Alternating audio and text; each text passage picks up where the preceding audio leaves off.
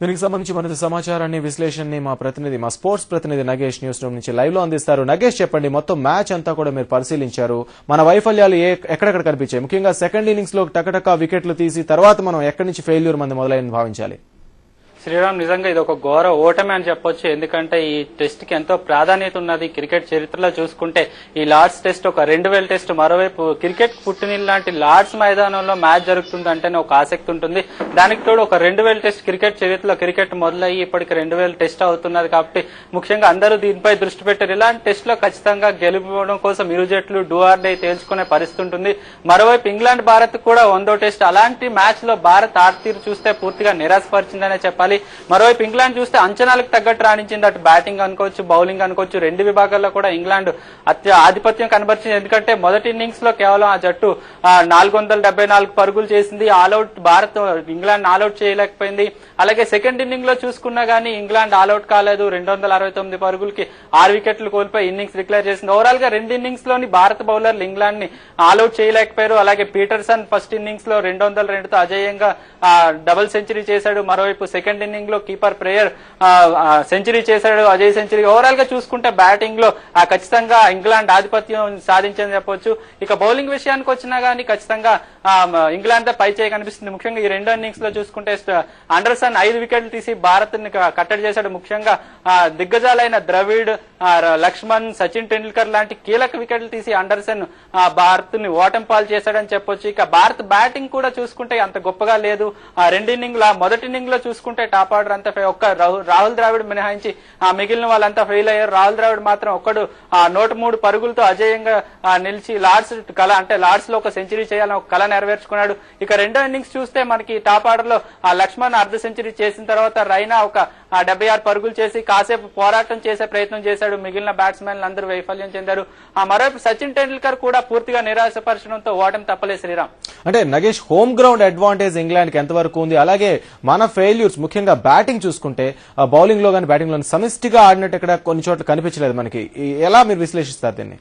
ఖచ్చితంగా home advantage ఎప్పుడు team కు ఉంటుంది. మరోవైపు అంటే భారత్ పై ఒత్తిడి ఉంటుంది. ఎందుకంటే భారత్ వరల్డ్ నెంబర్ 1 గా టెస్టుల్లో ఛాంపియన్ గా కొనసాగుతుంది. మరోవైపు ఈ మ్యాచ్ ని ఎలాగైనా నెగ్గాలని ఒక పట్టుదల ఉంటుంది. మరోవైపు ముఖ్యంగా ఆ మ్యాచ్ స్టార్ట్ అవ్వక ముందు నుంచి అంటే గత కొన్ని రోజుల ముందు నుంచి మనం చూస్తున్నాం సచిన్ మీద ఎక్కువ ఫోకస్ జరిగింది. సచిన్ మీద ప్రచారం జరుగుతూ వచ్చింది.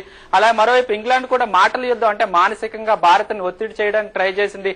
ముఖ్యంగా సచిన్ సెంచరీ అంటే సచిన్ ఇప్పటి వరకు టెస్ట్ కెరీర్ లో, వన్డే కెరీర్ లో కలుపుకొని ఓవరాల్ గా 99 సెంచరీలు చేశాడు. లార్డ్స్ లో ఒక సెంచరీ చేస్తే ఒక 100వ సెంచరీ అవుతుంది. అతడి కెరీర్ లో క్రికెట్ లో ఒక అద్భుతమైన మైలురాయిగా నిలిచిపోతుంది. ఈ లార్డ్స్ లోనే ఆ చరిత్ర సృష్టిస్తారని ఒక ప్రచారం జరిగింది.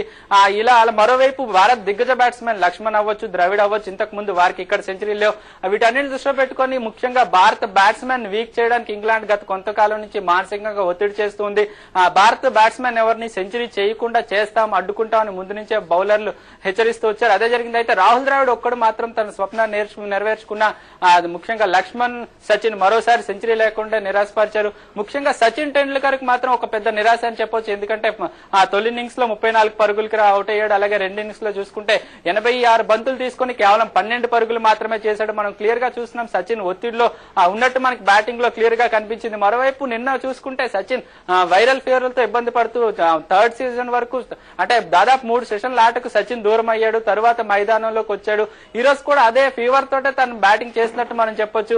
ఓవరాల్ గా బ్యాటింగ్ లో చూసుకుంటే భారత్ నిజంగా అంచనాలకు తగ్గ. ఎందుకంటే వరల్డ్ లో చూసుకుంటే ఇప్పుడు భారత్ అద్భుతమైన బ్యాటింగ్ లైనప్ ఉంది. ముఖ్యంగా మిడిల్ ఆర్డర్ లో ద్రవిడ్, సచిన్, లక్ష్మణ్ లాంటి దిగ్గజాలు ఉన్నారు. క్రికెట్ చరిత్రలో చూసుకుంటే అత్యధిక పరుగులు చేసిన లిస్ట్ లో సచిన్ ఫస్ట్ ప్లేస్ లో ఉంటే సెకండ్ ప్లేస్ లో ద్రవిడ్ ఉన్నాడు. భారత్లో చూసుకుంటే లక్ష్మణ్ థర్డ్ ప్లేస్. ఇలా చూసుకుంటే ఒక మిడిల్ ఆర్డర్ లో పటిష్టమైన బ్యాట్స్మెన్ ఉన్నారు. మరోవైపు గంభీర్, సురేష్ రైనా, ధోనితో చూసుకుంటే బ్యాటింగ్ ఆర్డర్ పటిష్టంగా కనిపిస్తుంది. అలాంటి బ్యాటింగ్ ఆర్డర్ ఒక్క ఇన్నింగ్స్ లో కూడా 300 పరుగులు చేయలేకపోవడం నిజంగా విచారకరం అని చెప్పొచ్చు. అయితే దీనికి ఇంకో కారణం కూడా సెవాగ్ లాంటి డాషింగ్ ఓపెనర్ ఈ మ్యాచ్ కి అందుబాటులో లేకపోవడం ఒక పెద్ద ప్రభావం చూపించింది చెప్పొచ్చు. ఎందుకంటే 478 పరుగులు చేస్ చేయడం ఏ జట్టుకైనా కష్టం. అలాగే ఒక రోజు ఆ టార్గెట్ ని కాపాడుకోవడం కూడా కష్టమే. అలాంటి సమయంలో సెవాగ్ లాంటి ఒక ఓపెనర్ ఉంటే భారత్ కొంత అడ్వాంటేజ్ ఉండేది. సెవాగ్ లేకపోవడం ఒక దెబ్బ. మరోవైపు గౌతమ్ గంభీర్ కూడా చూసుకుంటే ఇంజురీ తోట బ్యాటింగ్ చేశాడు. సచిన్ కూడా వైరల్ ఫీవర్ తో ఆడాడు. ఇలా కానీ చాలా విషయాల్లో చూసుకుంటే భారత్ కి ఇవే పెద్ద ప్రమాదం పొంచి ఉన్నట్టు చెప్పొచ్చు శ్రీరామ్. అలాగే అంటే ఈ ఓటమి తర్వాత నెక్స్ట్ కూడా ఇదే ప్రెషర్ కంటిన్యూ అవకాశం ఉంది. ఎందుకంటే మొత్తం టీం అంతటినీ కూడా మాటలతో లేదా అంటే తమ వ్యూహంతో ఇంగ్లాండ్ టీం ఒక విధంగా కట్టడి చేసిందని చెప్పొచ్చు. ఇటు ఒక బ్యాటింగ్ విషయంలో ముఖ్యంగా బ్యాటింగ్ ఇక్కడ కీలక పాత్ర పోషిందని చెప్పాలి. సో నెక్స్ట్ వచ్చే రాబోయే మ్యాచ్లకి ఎలాంటి గేమ్ ప్లాన్ తో ఇండియా వెళ్తుందని మనం అనుకోవాలి? నెక్స్ట్ అలాగే గంభీర్ అలాగే షెహ్వాగ్ వీరందరూ ఎప్పుడు అందుబాటులోకి వచ్చే అవకాశం కనిపిస్తోంది? ఖచ్చితంగా శ్రీరామ్ భారత్ మీద పూర్తిగా ఒత్తిడి ఉందని చెప్పొచ్చు. ఎందుకంటే ఇప్పుడు భారత్ టెస్టుల్లో నెంబర్ 1 గా 125 పాయింట్ల నెంబర్ 1 గా ఉంది. ఇంగ్లాండ్ 117 పాయింట్ల థర్డ్ ప్లేస్ లో ఉంది. ఇంగ్లాండ్ కనుక ఈ 4 టెస్టుల సిరీస్ లో 2-1, 2-0 లేదా 3-1 తేడాతో సిరీస్ ని గెలుపొందితే ఇంగ్లాండ్ అగ్రస్థానం చేరుకుంటుంది, భారత్ కిందకు పడిపోతుంది. కాబట్టి ఒక నెంబర్ 1 ప్లేస్ ని కాపాడుకోవాలన్న ఒక ఒత్తిడి భారత్ పై ఉంటుంది. మరోవైపు లార్డ్స్ టెస్ట్ లో అంటే చరిత్రాత్మక టెస్ట్ లో ఆ ఓటమి కూడా ఒత్తిడి పెంచే అవకాశం ఉంది. గాయాలు ఒకటి తీవ్రంగా టీమిండియా మీద ప్రభావం చూపిస్తున్నాయని చెప్పాలి. ఎందుకంటే ఆ షెహ్వాగ్ ఎప్పటి వరకు అందుబాటులో ఉంటాడని ఇప్పటి వరకు టీం మేనేజ్మెంట్ స్పష్టత లేదు. మొదట ఎంపిక చేసినప్పుడు తొలి 2 టెస్టులకి అందుబాటులో ఉండడని షెహ్వాగ్ చెప్పారు. ఇప్పటికి కూడా షెహ్వాగ్ ఎంతవరకు ఫిట్ గా ఉన్నాడు అనే దాని మీద సమాచారం లేదు. గంభీర్ కూడా నిన్న ఫీల్డింగ్ చేసినప్పుడు స్క్వేర్ లెగ్ లో ఫీల్డింగ్ చేస్తున్నప్పుడు బంతికి చేతికి తగలడంతో అతడు స్కానింగ్ చేసుకోవడానికి హాస్పిటల్ కి వెళ్ళాడు. ఇప్పుడు కూడా అంటే ఇప్పుడు పూర్తి ఫిట్నెస్ లేకుండానే గంభీర్ మనకి ఇన్నింగ్ ఆడాల్సిన అవసరం వచ్చింది. అలాగే సచిన్ కూడా జ్వరంతో బాధపడుతున్నాడు. ఈ ఓవరాల్ గా చూసుకుంటే ధోని కూడా మనం కీపింగ్ లో చూసుకుంటే కాస్త ఇబ్బందిగానే కదిలాడు. ఓవరాల్ గా చూసుకుంటే భారత్ బ్యాటింగ్ లో ఒక 4 ఇంజీలు క్లియర్ గా కనిపిస్తున్నాయి. ఇంకా బ్యాట్స్మెన్ పక్కన పెడితే బౌలింగ్ విభాగం కూడా అదే పరిస్థితి. జహీర్ ఖాన్ తొలి రోజే 2 వికెట్లు తీసి భారత్ పై చేయి సాధించేలా చేశాడు తొలి సెషన్ లో. ఆ తర్వాత తొడకండ్రాలు పట్టేయడంతో అక్కడి నుంచి 4 రోజులు బౌలింగ్ చేయలేకపోయాడు మిగిలిన 2 ఇన్నింగ్స్ లో. కాకపోతే తప్పనిసరి పరిస్థితుల్లో బ్యాటింగ్ తొలి ఇన్నింగ్స్ లో బైరన్నర్ సహకారంతో బ్యాటింగ్ వచ్చిన జహీర్ రెండో ఇన్నింగ్స్ లో కూడా బ్యాటింగ్ దిగాడు, కానీ బౌలింగ్ మాత్రం పూర్తిగా చేయలేకపోయాడు. ఇది చాలా తీవ్ర ప్రభావం చూపిస్తుంది రాబోయే మ్యాచ్లు. ఎందుకంటే జహీర్ లాంటి ఒక ప్రధాన బౌలర్ భారత్ లేకపోవడం నిజంగా ఒక ఇబ్బంది. ఇషాంత్ శర్మ, ప్రవీణ్ కుమార్ కి జహీర్ ఖాన్ ఉంటే కొంచెం ఒక మానసికంగా బలంగా చేకూరే అవకాశాలు ఉంటుంది. ఎందుకంటే గత కొన్నేళ్లుగా చూసుకుంటే భారత్ విజయాల్లో Zaheer Khan the key role. ఇప్పుడు జహీర్ ఖాన్ ఇంజురీతో బాధపడుతున్న మిగిలిన బౌలర్ల మీద కూడా ఎఫెక్ట్ చూపిస్తుంది Sriram. Thank you Nagesh, thank you very much.